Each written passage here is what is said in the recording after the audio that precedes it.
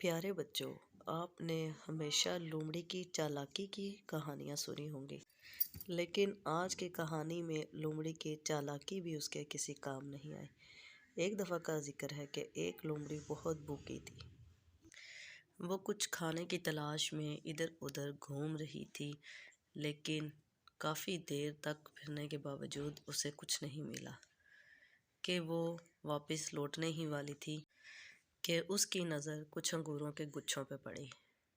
دور سے تو وہ گچھے بڑے نزدیک نظر آ رہے تھے، لیکن جیسے ہی لومڑی اس درخت کے پاس پہنچی تو وہ انگور بہت اونچے تھے، لیکن لومڑی کو بھوک لگی تھی۔ میٹھے میٹھے انگوروں کو دیکھ کے لومڑی کے منہ میں پانی آ گیا۔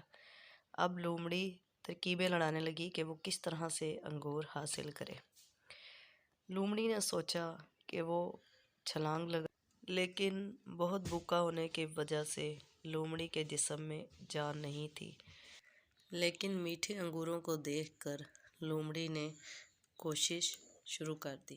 لومڑی نے ایک زبردست چھلانگ لگائی اور انگوروں کو پکڑنے کی کوشش کی، لیکن انگور لومڑی کے ہاتھ نہ آئے۔ لومڑی نے پھر سے چھلانگ لگائی اور پھر کوشش کی، کیونکہ انگور بہت اونچے تھے اس لیے لومڑی وہاں تک نہ پہنچ سکی اور نیچے گر گئی۔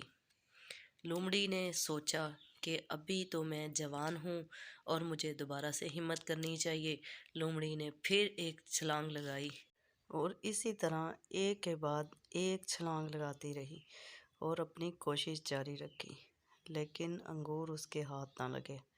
آخر کار تھک ہار کر لومڑی نے سوچا کہ یہ اب اس کے بس کی بات نہیں رہی۔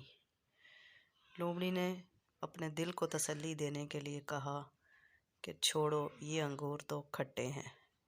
یہ کہہ کر لومڑی اپنے راہ چل دی اور دل میں بار بار یہی سوچتی رہی کہ انگور بہت کھٹے ہیں۔ اس سے یہ سبق ملتا ہے کہ جو کام انسان نہ کر سکے اس کام میں اسے نقص نظر آنے لگتے ہیں۔